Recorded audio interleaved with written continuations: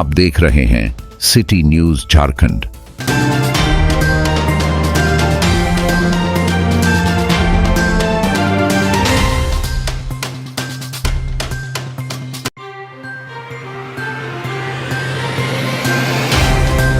AIMIM के गढ़वा रंका विधानसभा क्षेत्र के प्रत्याशी डॉक्टर एमएन खान ने शुक्रवार को अपना नामांकन पर्चा दाखिल किया।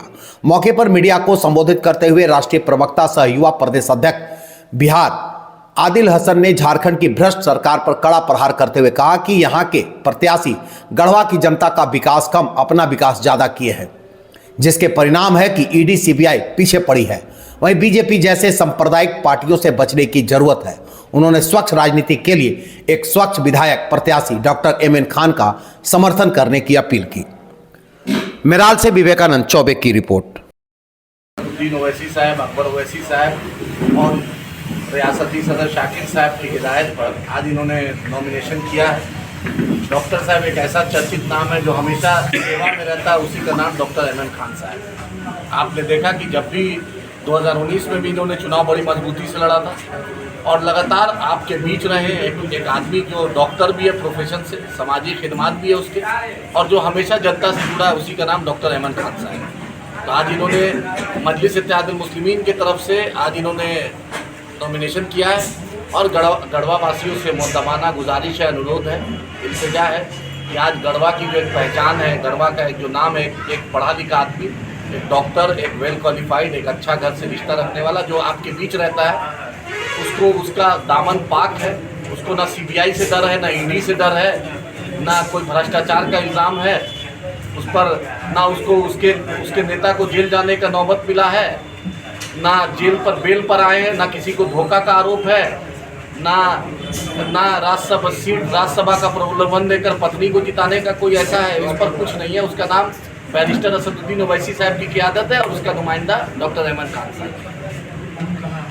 झारखंड में सबसे मजबूती से चुनाव जो लड़ रहे हैं मजलिस इत्तेहादुल मुस्लिमीन गढ़वा लड़ेगी और आप आने वाले दिनों में बैरिस्टर असदुद्दीन ओवैसी साहब, अकबर साहब, अख्तर ईमान साहब, शाकिर साहब, रियाजुल हसन अफंदी साहब, MLC माजिद हुसैन साहब और पूरी मजलिस की टीम आपके गढ़वा शहर में रहेगी। गढ़वा के लोगों से यही है कि भाजपा को तो हराना ही है, लेकिन भाजपा रूपी लोग को भी हराएंगे, क्योंकि गढ़वा जो आप छत्तीसगढ़ से रिश्ता है, सटा हुआ है छत्तीसगढ़, और ये बिहार का झारखंड पलामू से रिश्ता है। जो रोड की स्थिति है, जो उत्तर प्रदेश की तरफ से भी जो रोड की स्थिति, लगता ही नहीं माननीय मंत्री जी का बहुत विकास हुआ है। मंत्री जी के घर में ईडी ऐसे ही नहीं आए, कुछ ना कुछ वजह हो कि कहीं धुआं रहता है तभी आग लगती है। तो मंत्री जी दूसरे को भी मौका दीजिए। अब ईडी उडी आना जाना लगा रहेगा, क्योंकि 5 साल तो गढ़वा के लोग ने मलाई नहीं खाया, आपने तो अच्छा खासा मलाई खाया है और ये दुनिया भी जानती है। भ्रष्टाचार इस हेमंत सोरेन की सरकार में जितना अपने हाईएस्ट लेवल पे रघुवर दास ने भ्रष्टाचार को XYZ किया और इसको पूरा जो कंप्लीट किया हेमंत सोरेन जी ने किया।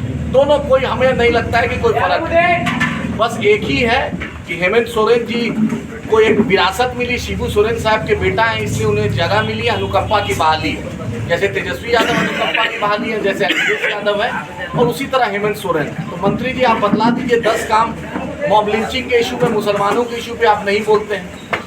आप जो माइनॉरिटी के इशू पे नहीं बोलते हैं। सिर्फ एक स्कूल बना देना और स्कूल से माइनॉरिटी का पेट नहीं भरता। माइनॉरिटी पूछता है कि बजट कितना है मेरा। हैदराबाद में माइनॉरिटी की आबादी 9% है, माइनॉरिटी का बजट 5000 करोड़। आपके यहाँ 80-90 लाख माइनॉरिटी की आबादी है, माइनॉरिटी का बजट कितना है आपके सामने। स्कूल, कॉलेज, हॉस्पिटल माइनॉरिटी इलाके में दिखते नहीं है।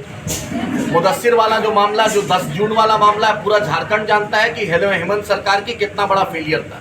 और भाजपा क्या बोलेंगे, पढ़ा लिखा यशवंत सिन्हा साहब का बेटा, हजारीबाग का सांसद, MP रहा, मिनिस्टर रहा, मॉब लिंचिंग जो करता है, जेल से जमानत मिलती है तो उसको माला पहनाता है। झारखंड को इसी तरह से बदनाम किया गया है। और मुझे सरयू राय जी पर समझ में नहीं आता है, रघुवर दास जी पर समझ में नहीं आता। सरयू राय कसम खाते थे कि रघुवर दास को हम जेल भेजेंगे। अब आज सरयू राय और रघुवर दास और नीतीश कुमार और नरेंद्र मोदी सब एक साथ 5 स्टार होटल में खाना पीना खा रहे हैं, तो वो फाइल कहाँ चली गई? सरयू राय साहब, वो भ्रष्टाचार की फाइल कहाँ चली गई? अदानी अंबानी से मोदी डील करते हैं, आप भी डील कर लिए क्या? आप तो हर ऐलान में, भाषण में बोलते थे कि मुझे, और आपको मुसलमानों ने भी जिताया, दलितों ने भी जिताया, आदिवासी ने भी जिताया, लेकिन एक सीट के लिए आज भाजपा और नीतीश कुमार एक हो गए। नैतिकता की श्रद्धांजलि आपने यहीं पर दे दी क्या? तो गढ़वा वासियों से यही मुद्दाबाना गुजारिश है कि डॉक्टर अहमद खान साहब आपका बेटा है, मौका दीजिए। ना भ्रष्टाचार का इल्ज़ाम है, ना भाजपा की तरह नफरत का इल्ज़ाम है। एक पढ़ा लिखा डॉक्टर है जो 24 घंटा अपना दरवाज़ा खोले रहता है, यहीं रहता है, यहीं पला, यहीं बढ़ा, यहीं सब कुछ हुआ।